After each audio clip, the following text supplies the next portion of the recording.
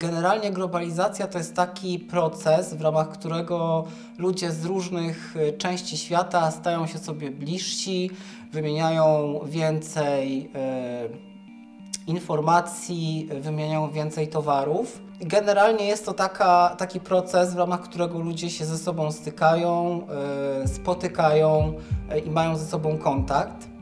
Wszystko byłoby dobrze, gdyby ten kontakt był realizowany na równych prawach od początku. Niebezpieczne jest to, kiedy jedni ludzie uważają, że są lepsi od innych, a to niestety cały czas ma miejsce. Stowarzyszenie 9/12 zajmuje się edukacją antydyskryminacyjną i zależy nam na tym, żeby to była edukacja antydyskryminacyjna dostępna dla wszystkich, żeby wszyscy mieli okazję przekonać się, że to jest taka edukacja, która nam wszystkim służy i żeby była zrozumiała dla wszystkich osób, żeby nie trzeba było mieć takiego przekonania, że to jest jakaś wiedza zaawansowana, socjologiczna czy psychologiczna, że to jest po prostu taka edukacja, która pomaga nam zwalczać przemoc motywowaną uprzedzeniami i wszystkim nam służy.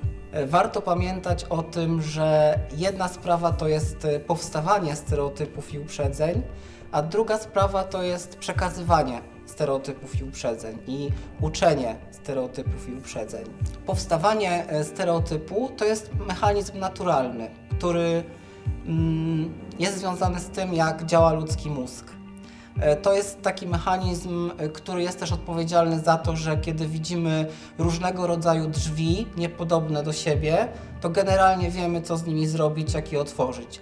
Kiedy widzimy różnego rodzaju kasowniki w autobusie, to mimo, że wyglądają inaczej, działają inaczej, to generalnie wiemy, jak się zachować wobec kasownika, do czego on służy i jak skasować w nim bilet. Więc to jest taki mechanizm, który się przydaje w życiu, jeśli nie kierujemy się nim, budując swoje nastawienie do innych ludzi i oceniając innych ludzi. Stereotypy od uprzedzeń odróżnia to, że stereotyp to jest sam ten schemat, który mamy w głowie, sama treść, a uprzedzenie to jest stereotyp połączony z nastawieniem emocjonalnym. I to też jest naturalne, dlatego że jesteśmy istotami emocjonalnymi, ludźmi i to jest naturalne, że mamy nastawienie do tego, co nam się w głowie pojawia, że mamy nastawienie do czegoś, co uważamy za fakt o świecie albo o jakiejś grupie społecznej, ale warto mieć świadomość tego, że nie wszystko to, co jest naturalne, jest dobre. I kierowanie się stereotypami i uprzedzeniami wobec ludzi powoduje to, że podejmujemy niesprawiedliwe decyzje, że niesprawiedliwie innych oceniamy. Warto unikać kierowania się stereotypami i uprzedzeniami w życiu, w ocenie innych, w kontaktach z innymi. Ważne, żeby edukacja antydyskryminacyjna nie powodowała w ludziach poczucia wstydu albo poczucia winy z tego powodu, że mają uprzedzenia i stereotypy. Wszyscy je mamy. Ważne jest, żeby nauczyć się z nimi żyć tak, żeby one nie wpływały na to, jakie podejmujemy decyzje, jak oceniamy innych ludzi, albo żeby tego w jak największym stopniu uniknąć. Edukacja antydyskryminacyjna ma moc i jest skuteczna wtedy, kiedy możliwe jest jej prowadzenie. Jest skuteczna na takim poziomie jednostkowym, że z warsztatu antydyskryminacyjnego ktoś może wyjść z jakimś przekonaniem czy przemyśleniem, które może za jakiś czas doprowadzić do zmiany postawy albo zmiany myślenia. Ważne jest, żeby treści antydyskryminacyjne były obecne w mediach społecznościowych, były obecne w takim codziennym życiu poza szkołą, które też nas edukuje. Naturalny dla człowieka jest lęk przed nieznanym, przed nowym, lęk przed nowo poznanymi ludźmi albo przed ludźmi, których uważamy za obcych. I znowu tu pojawia się ten motyw, że nie wszystko, co jest naturalne, jest dobre.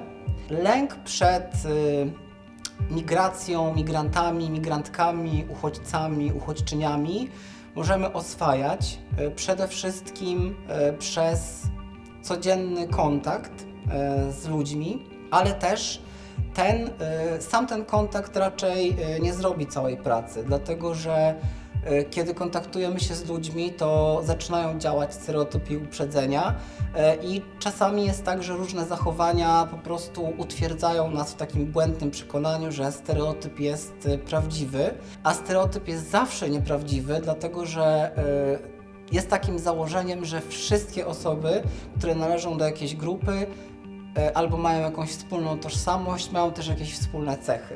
I to zawsze jest właśnie największym błędem, który możemy popełnić. Dużo się mówi o tym, że różnorodność to jest zasób. Różnorodność społeczna to jest coś, co wzbogaca społeczności i wzbogaca zespoły.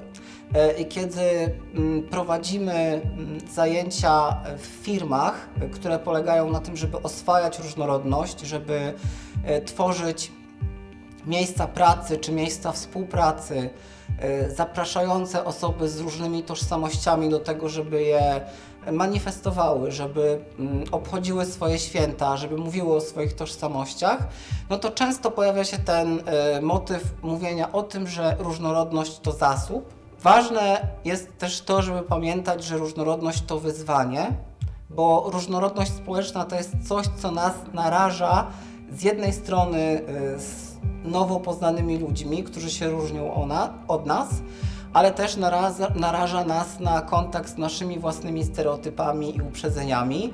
I jak ktoś nam zwraca uwagę na te stereotypy i uprzedzenia, to jest w dodatku jeszcze dla nas nieprzyjemne. Ale jest jeszcze jedna ważna dla mnie rzecz,